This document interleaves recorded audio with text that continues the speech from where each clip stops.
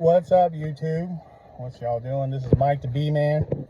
Just here sitting in my truck, waiting for this rain to pass through. I had to take care of some of these bees. They're in a spool in a yard. They're attacking everybody, so they're pretty aggressive. Probably not going to keep them. Since it's the end of the season, I got too many bees already. And they're highly aggressive. So sometimes bees at the end of the season, we're getting near, Texas, we're still hot as hell, so we still got a lot of bees, but they are more protective because they've worked all throughout the season to build stuff. It's not like they're looking for a place to live or a swarm or anything, but I have encountered a couple of swarms too. So it's kind of bipolar here. Hope everybody's doing great. We definitely needed some rain here in Texas, because we ain't had no rain in a while, and I'm glad to see the rain. Kind of caught me off guard on this job, but it'll be over in a second. Anyway, hope everybody's doing great. So let's talk a little bit about bees and some stuff that kind of perturbs me, that really makes me a little angry whenever people act like this. So I had a couple calls. One call in general, the lady called me about bee removal, and they've been in there for quite a while, and it was in a home that was on stilts, so it's pretty high. They usually go into the subfloor. That's usually where their hives in there. Been there for about a year or two. And I told her what we needed to do and everything like that, as far as removing the bees, removing the hive. And she does the repairs. I don't do the repairs because I'm not a carpenter. And it's really hard for me to refer people that I trust, because I have such a great reputation that I don't want to ruin that reputation, but that's a whole new story. But anyway, so I gave her the price, and then she was like, well, yeah, let me talk to my husband. I don't know if he wants to pay to have them removed like that. And I'm like, I don't know if it was just the bad day I had, but I was just like, okay, well then, if he doesn't want to pay for it, then why did he call a professional? And some of y'all ain't gonna like this, but if you don't have the money, or you don't want to pay people for their profession and what they do for a living, then don't waste your damn time, because that to me was a waste of my time. I lost time on that phone that I'll never get back again. But anyway, so I was like, and she's like, well, what are you talking about? I said, well, I charged, well, I didn't really say that. I said, hey, no disrespect, ma'am, but you work for a living, right? She goes, yes. I said, and you expect people to pay you for what you do? And she's like, yes. Well, I expect the same too. So nobody's going to come out and remove those bees for free. And if they do, if you get a novice beekeeper that's just starting out or needs bees, maybe you'll get 1 out of 100 that'll know how to bee-proof it, and where you don't have bees back in there again. So let's say a novice comes out there, takes the bees for free, damages your property or your structure because he don't know anything about cutting into things, cutting maybe some, I don't know, weight-bearing stuff, whatever. They shouldn't be knowledgeable in carpentry. And takes the bees out of there, doesn't do it right, and a month later, you go and pay somebody to repair it. A month later, you got bees right back in there again, same exact spot. You deserve that, because you're a cheap ass. I'm sorry. I hate to be that way, but I'm going to be like it. Mike the Bee Man don't like that crap when he's out here trying to take care of bees and help people. And then you go, and then y'all cheap asses don't want to pay anybody because you're too cheap. I mean, if you can't afford it, that's different. I'll work with you. But if you're just too cheap, you don't want to pay nobody, then you deserve everything you get. All right, enough of that rant. So anyway, other than that, life is good. But I had to say that because, man, I tell you. So what's going on? Well, it's a crazy, crazy time we're in. This is probably about a week before Election Day. I already voted. I ain't going to tell you I voted because it's really none of y'all's business. But And I don't want to get myself into that situation. Everybody votes. I respect everybody's vote, who they want to vote for. Hopefully you're voting on people for their policies. But on that note, this is just my opinion. I don't really think it really matters, to be honest with you, but that's just my opinion. Either way, they're all going to go to the same, it's going to be to the same direction. So it's kind of like some of y'all people, I mean, y'all are fighting amongst each other and all this stuff. That's exactly what they want y'all to do. But anyway, enough on the, I mean, this is a little bit of a conspiracy. So if y'all are, let me put my tinfoil hat on. Well, got my bee suit on. But anyway, and what if, this is just a what if situation. What if this was all planned out? They had a way to get their agenda completed. Let's say you were wanting to get your agenda completed, right? And you wanted to get the most people with the less resistance. Are you going to give them somebody that, are you going to cater to them somebody that people don't like, or they've had bad experiences? How many people are you going to get? Those people that support those people are already, I ain't gonna say it, but anyway.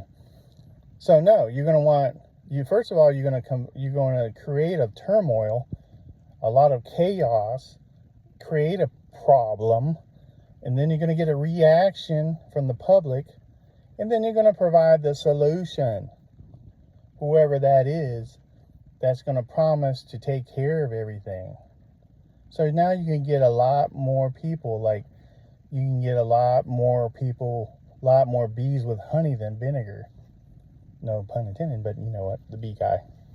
So that's just my take on that. That's just my opinion, and I feel that way. I just feel like, man, I hope I'm wrong, because I feel like, you ain't going to beat these people. These people have been in operation for hundreds of years, and you think you're going to beat them?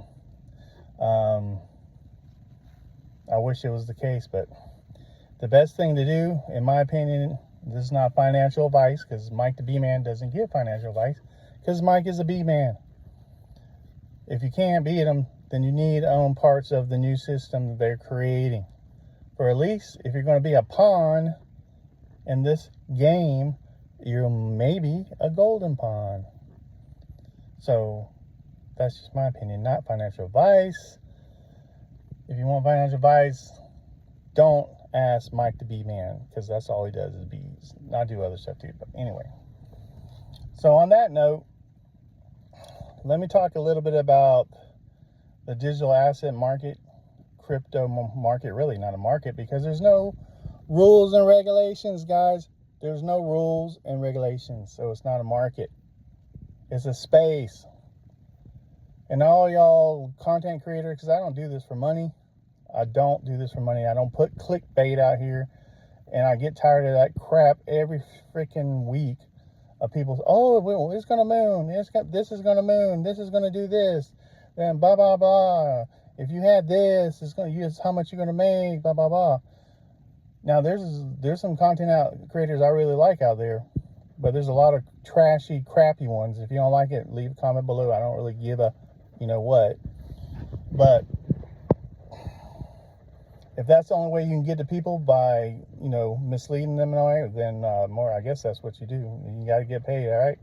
That's how y'all get paid. Understand, people, when y'all watch these people, they got to get paid. They're getting paid by these sponsors. They don't care. Not all of them are like that. I can't say that. There's a lot of them that do care. Some of them ain't going to answer none of your comments. They're not even going to mention you, because they just don't. Some of them all about themselves. That's all they're about, themselves. They don't care about helping other people or educating people and steering them in the right direction. But on the flip side, there's some that are. They're very legit. They will actually guide you in the right direction, offer things that'll help you.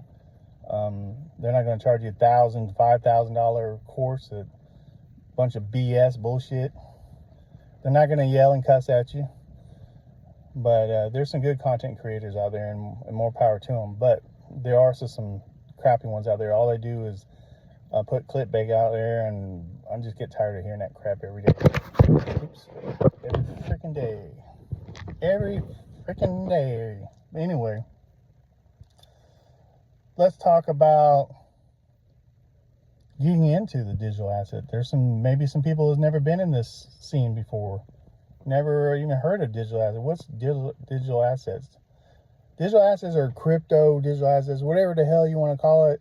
Digital assets to me is the more proper way to say it. That people, banks like that term for some odd reason. They don't like crypto. So when you're going to get involved in this, first of all, do your research.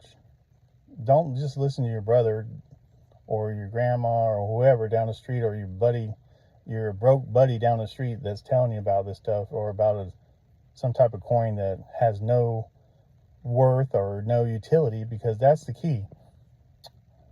In my opinion, you got to get stuff that's going to be useful in the future, that has utility, that is going to solve a problem that we have at the moment. You're not going to get rich overnight. And if you're one of those people that think you can, then you probably think you could. There's a saying, there's a saying. I was told one time, success is not bought at the corner store. That means it's just not going to happen like that unless you're really, really lucky and you're in the right place at the right time. So when it comes to these type of investments, not financial advice, of course, not from the B-man, but do your due diligence. Look at the white paper. Make sure you look at the utility of it. Look at the overall picture of what's going on. Where is it trending? And then if you feel like you want to invest into that particular project, then do it. But also on that note, do not put more into this space that you're not willing to lose, because it's very there's a lot of things that could happen. It's speculative. So until we have regulations, until it actually will, it's all over the place. It's kind of like the Wild Wild West, right?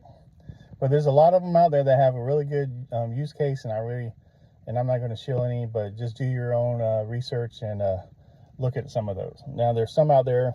I'll just mention one that's real popular right now, Bitcoin. I'm not going to lie to you. In a long time ago, I wish I would have known more about Bitcoin, especially in 2008, 2009. But, I was like a lot of people out there. I had my blinders, and I wasn't looking around because I was so focused on my businesses. And I probably missed out a little bit, but, to me, everything happens for a reason. But it was a lot harder to buy Bitcoin back then. It wasn't as easy. You guys got it easy right now. You can go right on an exchange and purchase some Bitcoin, because Bitcoin is more of a store of value type project. I think it has some utility, but it's not very good. The utility part is not as good as some other tokens or coins that I like as far as that, but that's just my opinion. But I know Bitcoin will be around. Before, I used to think that no, it's not going to be around, but now I'm pretty sure, 99% sure that Bitcoin will be here for the long term. Because you know why? And some of y'all are going to not like this, but because all the big people, all the rich people are going to control Bitcoin. Yes, they are going to control it. They're going to have it, not you. Maybe the few lucky people will have it.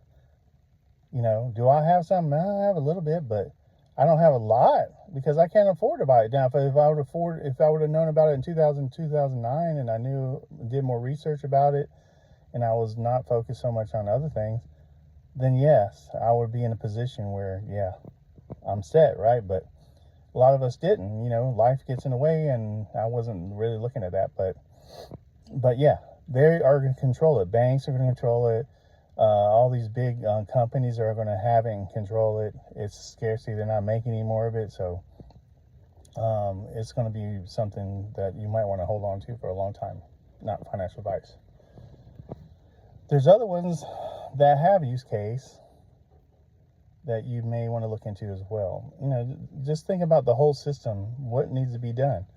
Some things have to be tracked, some things need to have security, some things going to have to transfer stuff, asset to other places. We're talking about the whole financial system, folks. I don't know if y'all can grasp that concept. Maybe not the everyday person that's just working, trying to make ends meet. I get it.